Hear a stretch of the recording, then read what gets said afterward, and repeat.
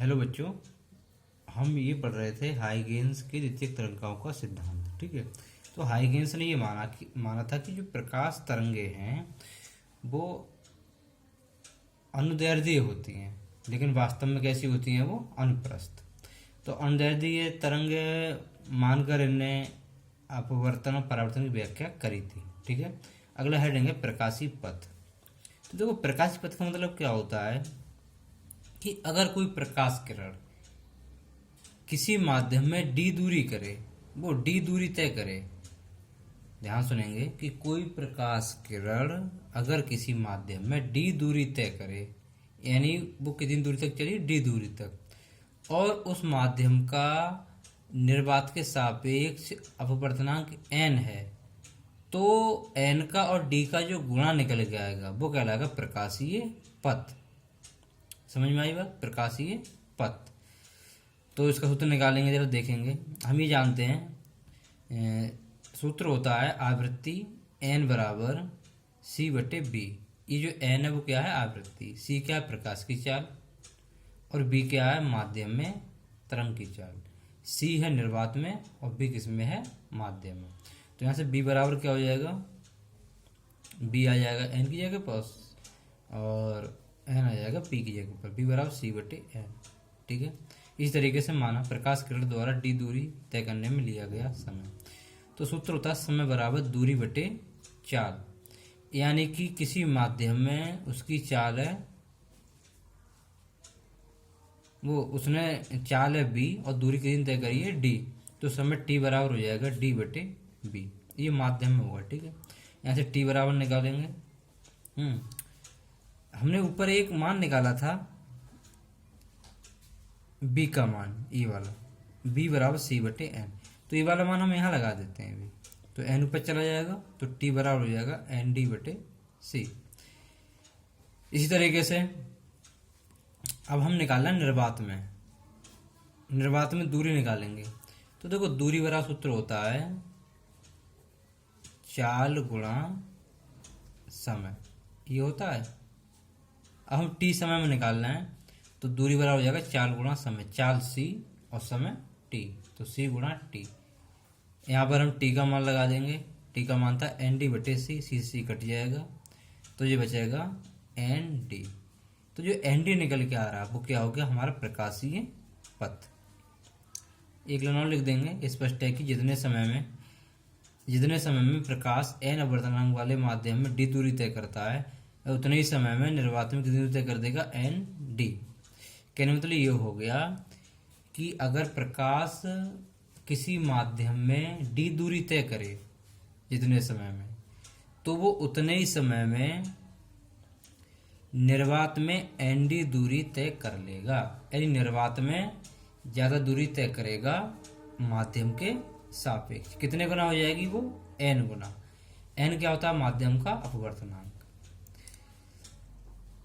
अगला हेडिंग है प्रकाश के एक माध्यम से दूसरे माध्यम में जाने पर तरंग दैर्ध्य पर प्रभाव। देखो, हम जानते हैं कि जब कोई प्रकाश की किरण एक माध्यम से दूसरे माध्यम में जाती है तो उसकी चाल बदल जाती है, उसका तरंग दैर्ध्य बदल जाता है,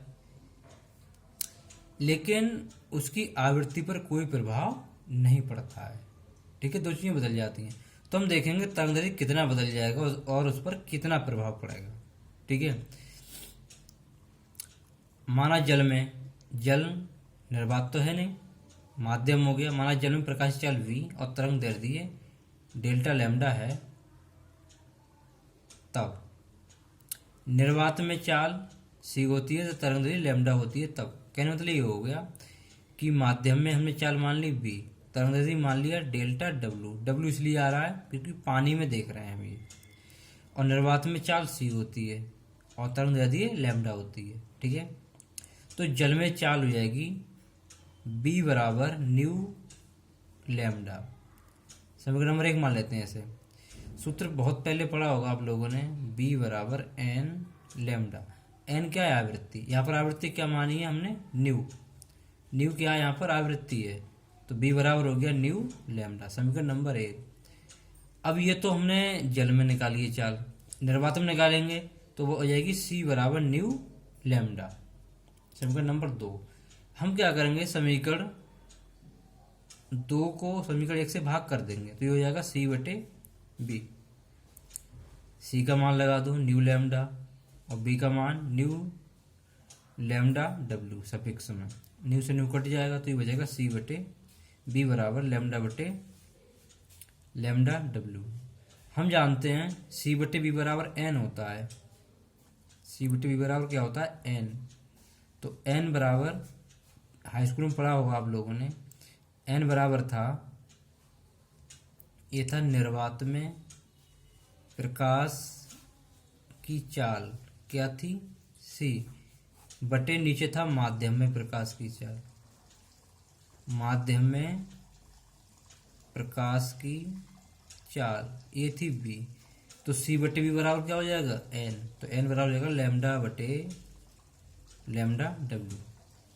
अब हम देखेंगे जो लैम्डा डब्ल्यू आ रहा है वो अपवर्तनांक के व्युत्क्रम में आ रहा है। तो कहने मतलब ये हुआ कि एन का मान जितना ज़्यादा होगा डेल्टा वो लैम्डा डब्ल्यू का मान उतना ही कम होगा।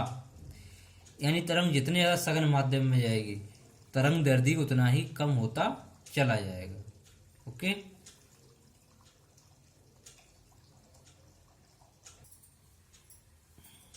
एक ही आखिरी सवाल है, इस तरीके से सवाल आ सकता है। लिखा निर्वात में किसी प्रकाश की तरंग दैर्ध्य, निर्वात में किसी प्रकाश की तरंग दैर्ध्य 4800 एंगस्ट्रॉम है, जल में इसकी तरंग दैर्ध्य कितनी होगी।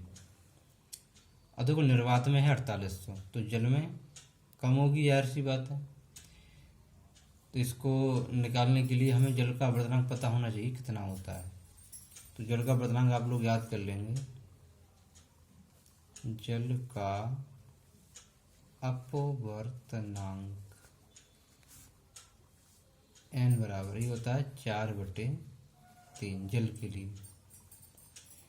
तो सूत्र लग जाएगा, पीछे हमने निकाला था n बराबर लैम्डा बटे लैम्डा डब्ल्यू। हमें जल में ज्ञात करनी है, तो ये n के पास ले आओ और n ले आओ इसके पास। तो लैम्डा डब्ल्यू बराबर हो जाएगा लैम्डा बटे n। मान लगा दो, लैम्डा का मान कितना दिया है 4800 और n का मान 4/3। 3 ऊपर चला जाएगा, ये 4 से काटो इसको, 1200 और 3 ऊपर चला जाएगा ये।